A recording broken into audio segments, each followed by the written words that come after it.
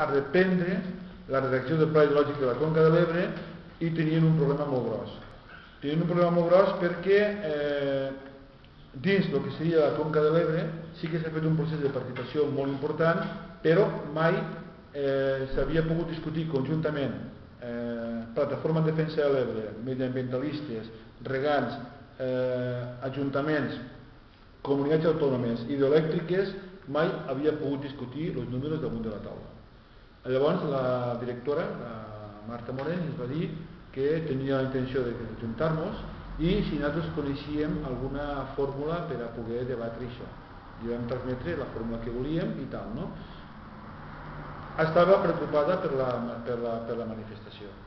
Això va ser el dia abans o 2 dies abans que sortigués l'apercebiment de la Comissió Europea. Crec que la trucada va ser dilluns i la Comissió Europea va sortir dimecres o dijous.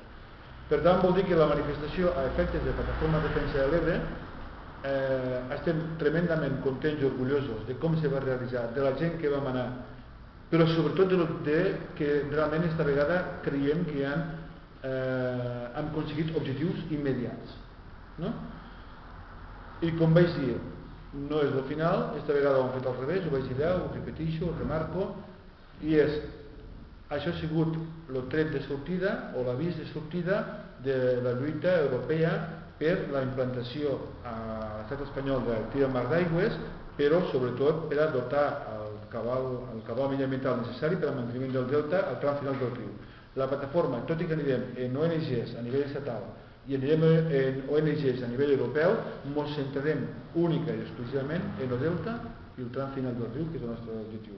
Per tant, nosaltres és el balanç que fem i voldríem aprofitar, encara que ho estem dient allí entenem, voldríem aprofitar aquesta petita roda de premsa per donar les gràcies a tothom que ha cregut en la manifestació, que ha participat, que ha fet l'esforç d'anar a Barcelona, a vosaltres com a professionals, perquè reconeixem que era un tema molt difícil d'explicar i que era un tema molt complex de sintetitzar i realment estem molt agraïts perquè heu fet un esforç i ens heu ajudat molt a explicar el que estava passant, no?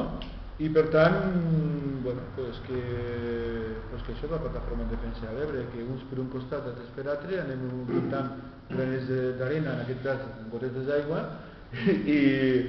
i jo penso que estem en bones condicions per a enfocar la segona part, el que ve després de la manifestació, i és aconseguir que la Comissió Europea prengui part en la redacció del Pla Hidrològic de la Conca de l'Ebre, s'aturen els projectes de regadius més importants que afectin al cabal mediambiental i s'implementi el cabal necessari per al manteniment del bon estat del delta i del riu i al mateix temps per a evitar transvasaments cap a Barcelona i cap a València, que són Segarra-Garrigues i Xerta-Sénia.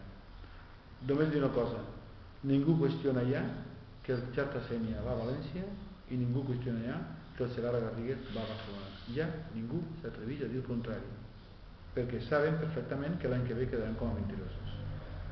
Aquesta és la primera part de la roda de premsa del meu punt de vista. Sí, jo volia només per complementar una mica la informació de Manolo sobre la manifestació.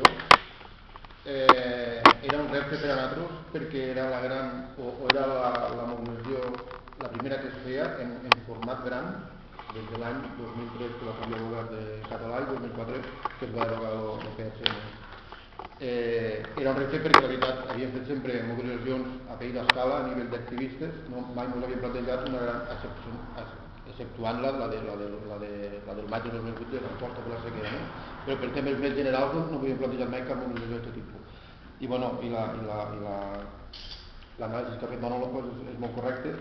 Llavors també és que si us fixeu, aquesta mobilització no l'hagués tingut que organitzar la plataforma, l'hagués tingut que organitzar el govern català, perquè fer una mobilització per a demanar que pel riu baixi l'aigua que ha de baixar per al manteniment del delta i per a defensar el caudal de l'Ebre com a element estratègic per al desenvolupament del nostre territori, on estava el govern català?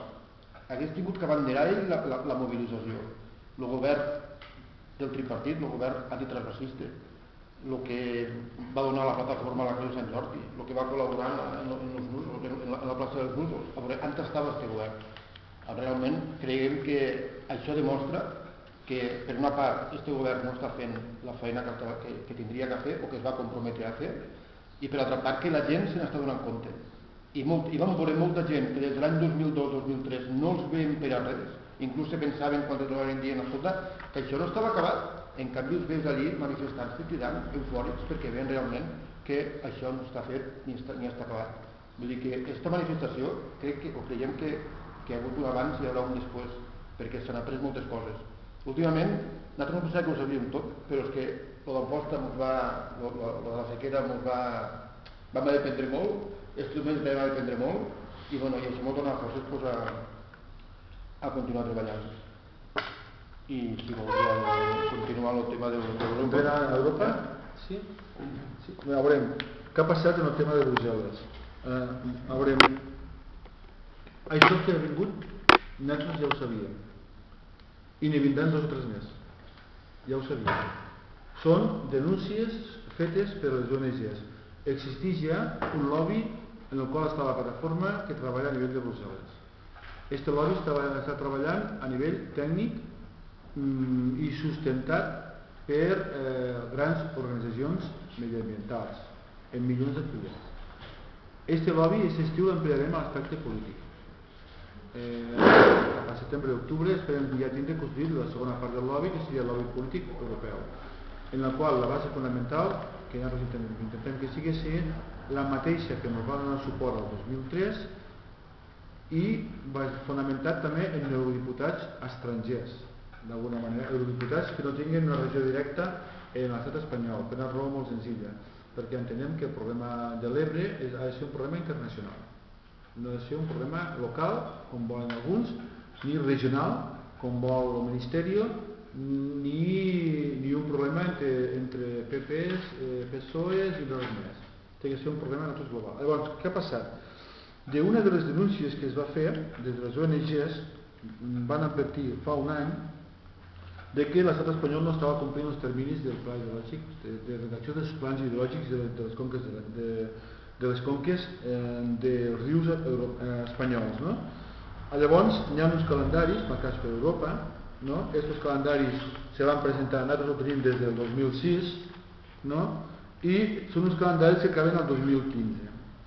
Llavors, el 2006, i la plataforma va participar, va començar un procés per a l'elaboració de quines mesures s'havien de ficar dins dels plans hidrològics de la Conca de l'Ebre. Nosaltres vam participar.